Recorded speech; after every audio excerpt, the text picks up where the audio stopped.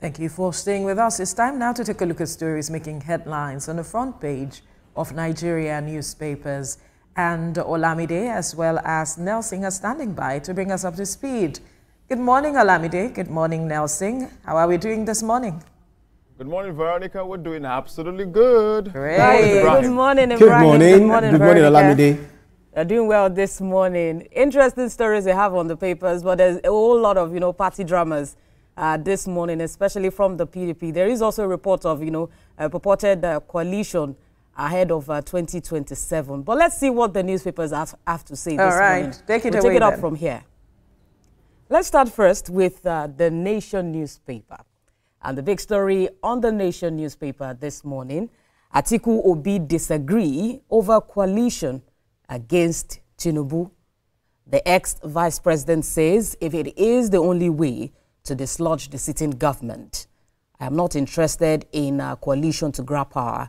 I want to believe that's a reaction from the presidential candidate of the Labour Party. I'd be surprised, really, Olamide, if both of them agreed on a coalition. So, I mean, that's a reflection of the state of what's going on right there. All right, let's get to this Nigeria. This Nigeria has a headline. Minimum wage. Civil servants worried over selective implementation as Imo, Sokoto, Akwa Ibom, FCT workers to commence payment in January. And then there's something right here as well. Governor Muftuang inspects barracks, promises to end insecurity in Plateau. They are long waiting for an end of insecurity.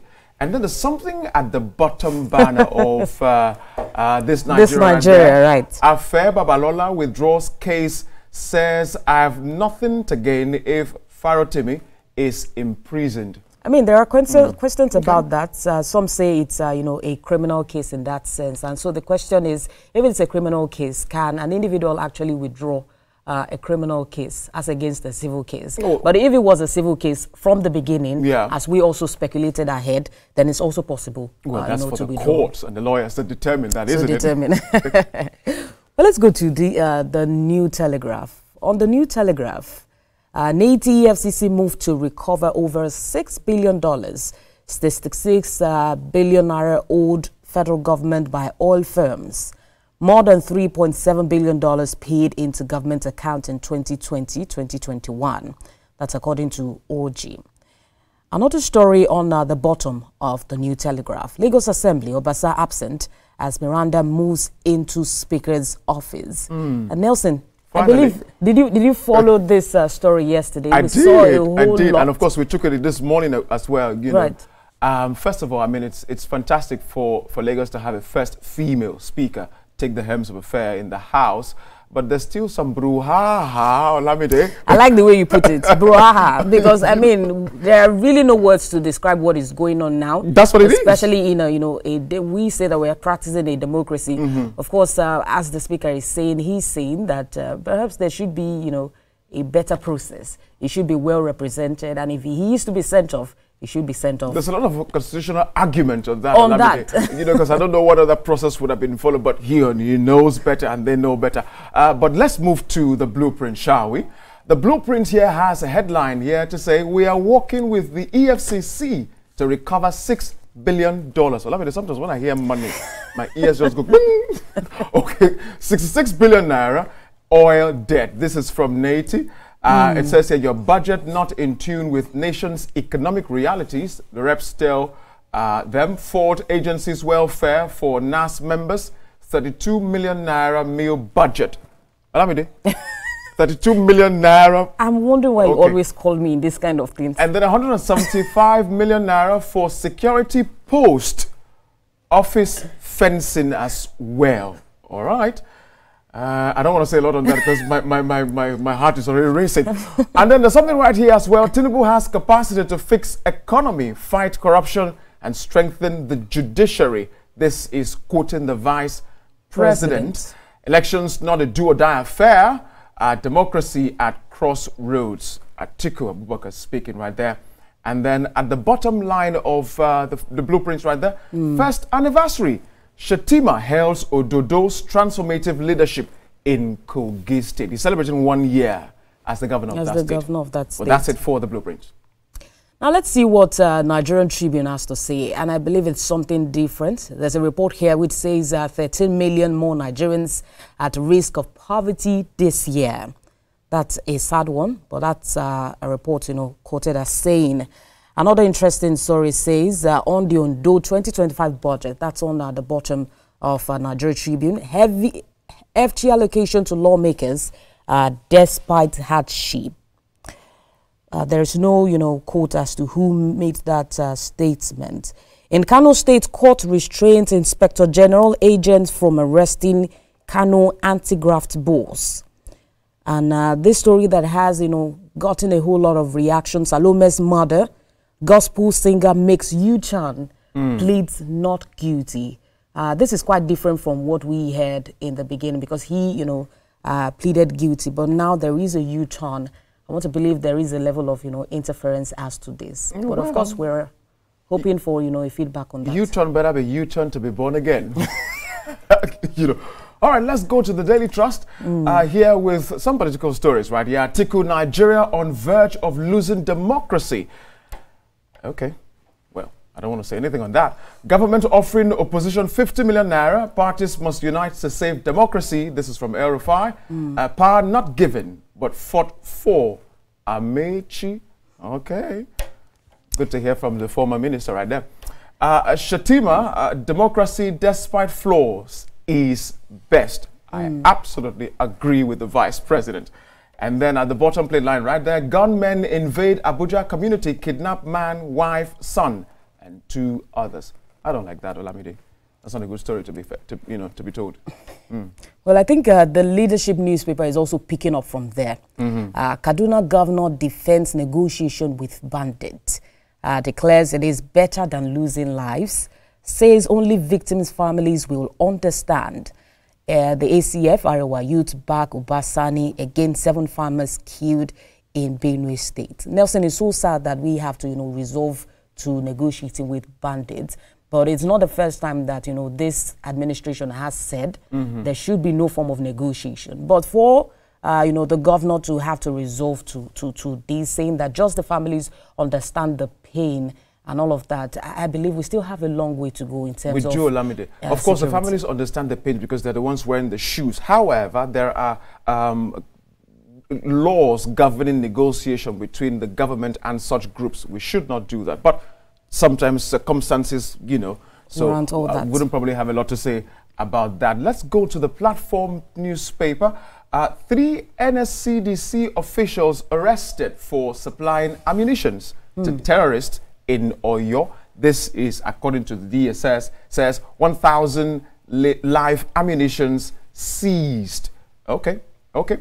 And then at the very top banner, right there, Ogun PDP celebrates court victory, urges unity ahead of elections. All right, and then just one thing at the bottom banner of the Platform Times right there. Do you want to share? Sorry, Islamic clerics, Ogun Deputy Governor advocate societal harmony at Yewa Muslim Community Lecture. Of course, we're all for unity and harmony. That'll be it for the Platform Times. And the Daily Independent newspaper is also reporting on the PDP crisis, of course, ahead of the neck beating in February. It says the crisis is escalating as the members of the National Working Committee are clashing. But there is another story here where the Vice President says Nigerians will soon reap the benefits of current hardship. Of course, Nelson, that is one story that, Nigerians want to hear about, how we are going to, move on from this, how to ensure that, some of this, what will I call it, hardship, well, so to speak, having to manage this situation do not come at the same time. Yeah. And then we get out of this as a country, as a nation together. So it's a good win for Nigeria in that sense. And of course, the Lagos drama. The House of Assembly drama. We'll call it drama. There you are calling me for calling it bro. You're saying drama. All right, that's fine. Your removal was proper. That's according to the ex-Lagos speaker, who is telling the ex-Lagos speaker, so to speak. But that's it on Daily Independence newspaper. And first news is our next paper to consider this morning. Nigeria's highway of horror, 10,502 lives lost in 2 years. This is the header right here on First Newspaper. And it says, we'll fix economy, judiciary, fight corruption. Shettima assures Nigerians as federal government opens recruitment for federal civil service positions. Well, Nigerians, there you go. Get in and be employed. That'll be it for the First Newspaper. Let's quickly go to the Daily Trust newspaper. And aside the statement made by the presidential candidate of the People's Democratic Party, well, for the 2023 election, there is another story here which says the former president, Muhammadu Buhari, says, I feed from renting my house in Kaduna. Okay. Nigeria has money to fund Tinubu's foreign trips, minister says, and gunmen invade Abuja community, kidnap wife and son, 2 others. But the story that interests me, of course, is, the former president, Muhammadu Buhari, saying he's now feeding from renting his house in Kaduna. Well, you don't want to hear what I have to say about that, so I don't want to start a war. But let's get to News Direct this morning. It says CBN sets January 31st deadline for Forex compliance reports. And then something at the bottom right there, no room for elongation of service year of National Assembly bureaucrats. This is according to the Senate President, Akpabio. Okay, we'll look forward to see that. Let's get to the next paper, Olamide. And finally, that will be the Sporting Life. Let's see what the Sporting Life has for us. This is your own bin, Nelson. Nigeria draw Tunisia, Uganda, Tanzania in Group C. Another story here says Boniface's salary doubled to 6 million euros, stays in German side till 2029. Yobo confident Super Eagles can win the AFCON 2025. And there is also a list of the matches scheduled for the Africa Cup of Nations 2025. But that's what we have on Sporting Life. Well, I'm going to quickly, before we draw Vero and Ibrahim to our side this morning again, you said something on the Nation newspaper, the agreement or disagreement rather of Atiku Abubakar and Peter Obi. Do you think there will be any form of coalition amongst any other persons or parties against the incumbent president and party? Well, different parties are brought up or, invented due to different ideologies in that sense. And so in that case, of course, if you look at the ideologies or what brought about the Labour Party itself and what brought about the PDP, they seem like different people. But however, it is politics. There is no friend, there is no enemy. Well, let's bring in Veronica and Ibrahim on this as well. Vero and Ibrahim, what do you think about this disagreement between Atiku Abubakar and Peter Obi? Remember, again, they were both members of the same ticket some time ago. Well, in politics, you don't have permanent friends. It's about interest. So if the interest is not favoring me, of course, we will disagree. That's what is happening right now. Everybody is pushing a personal agenda that they feel would suit them. So, but then let's see how far it will go. But I like the fact that Peter Obi is coming out to make a bold statement about this whole matter. Well, Vera, I'm glad you agree with us this morning, isn't it? Peter Obi always refers to Atiku as a senior person, and then is maybe somewhat his boss. They've worked together. They are also strategizing to see if they can still work together. But then, personal interest will always overshadow whatever it is that they have, even for the masses. But in all of it, it's all, gimmicks, politicking ahead of 2027. We're waiting to see. We're here. We'll analyze the situation. Of course. And you know that the obedience wouldn't want to be overshadowed or want to be under anybody as it is. So Peter Obi needs to speak to that voice that has been pushing his agenda all the while. So he knows he has to be careful and the kinds of steps he needs to take at this point. I mean, we have a few years ahead, 2 years to be specific, to watch how this unfolds ahead of the 2027 election. But of course, these are the plans that we'll be seeing in place ahead of the elections. But it's time to hand over to you as we're done with the papers this morning.